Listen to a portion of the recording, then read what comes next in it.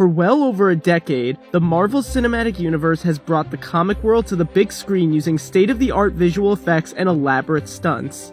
Making a Marvel movie is physically demanding work for the actors and the people behind the cameras. To learn how these movies come to life, let's take a look at what 8 Marvel movies look like behind the scenes. The third Captain America movie went big. It was the first film ever to employ IMAX 2D cameras, which came in handy during the now legendary airport battle. For one daring jump, a stunt performer attached to a rope leaped right behind Bucky to capture this shot. For another shot, they actually flipped a truck over. The sequence where Cap faces off against Crossbones and falls out of a window and then onto an awning, a truck, and then finally the ground took a lot of planning.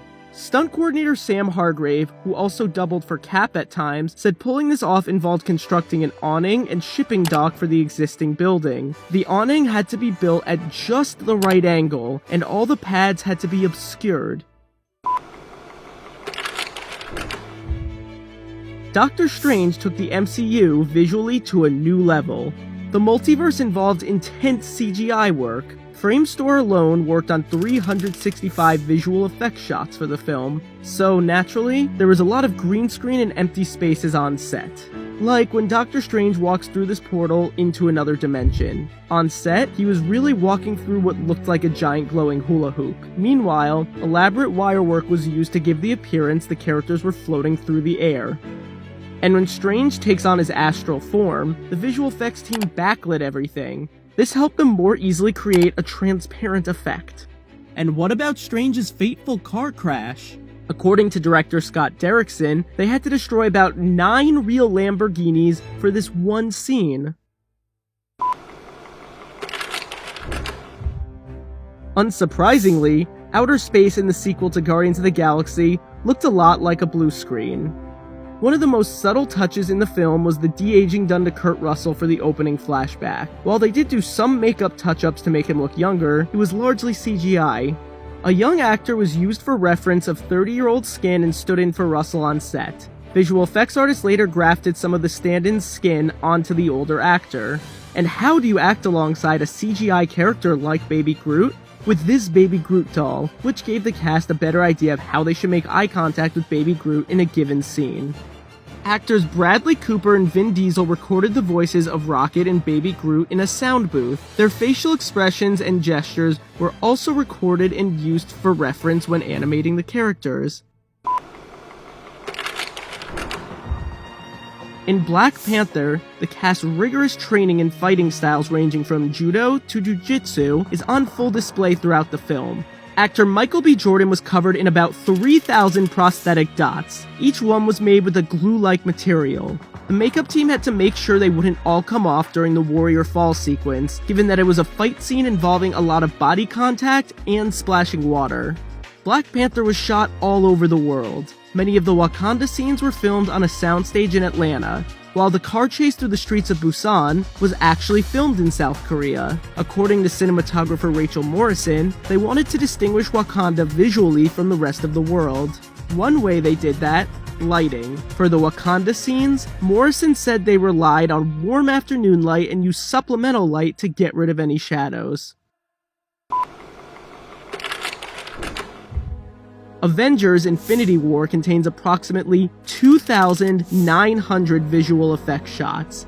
Thanos is a motion capture marvel. Bringing a CGI character with over 40 minutes of screen time to life was a big challenge. At times, actor Josh Brolin would wear a Thanos head on top of his own head so the actors could use this eyeline as a guide. Brolin wore a motion capture suit, tracking marks on his face, and a helmet with cameras attached to it to get every subtle mannerism. In this sequel, Scott Lang fought alongside Hope Van Dyne, aka the Wasp. She made a big impression early on during this fight sequence in a restaurant. The stunt team went through 4 to 5 weeks of intense training for it. Evangeline Lilly worked with them to tweak the character's moves to fit the actress's own movements. For example, Lilly thought to add a lot of S-curves into her fighting style. Giant Man was of course created with CGI.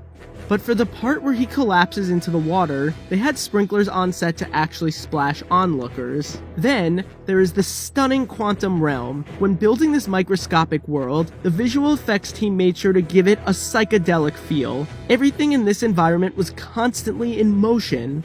To make such a tiny world seem so much bigger, they relied heavily on macro photography. Other photography devices such as lens flares added to the energetic visuals.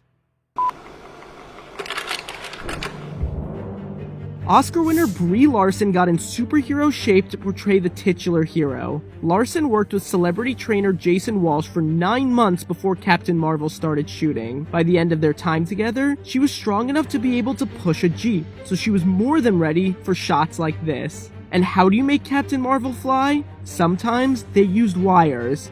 Other times, they used a tuning fork rig, which was operated by crew members in blue suits who would be edited out later. Captain Marvel also features some of the MCU's most convincing de-aging work to date. The visual effects team was tasked with making Samuel Jackson look like his 1990s self. Nick Fury has a lot of screen time. There are at least 800 de-aging shots in the film, and the artist had to take nearly 3 decades off of him. While filming, Jackson donned a wig and tracking dots on his face. In post-production, they got to work reshaping and resculpting the actor's face while altering the texture of his skin. Luckily, they had a lot of reference material of 1990s era Jackson to work off of.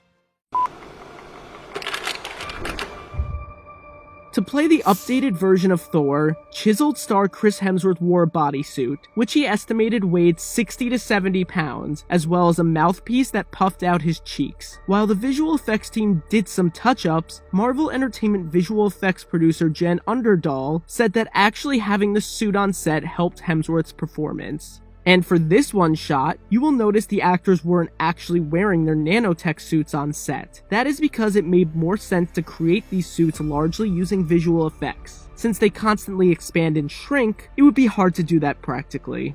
Nothing compared to the film's final battle. Bringing this many characters together in one place was a logistical challenge. Not every actor could actually be there on set at the same time. Take this shot where the MCU's female heroes stood together. Tom Holland couldn't be there on that day.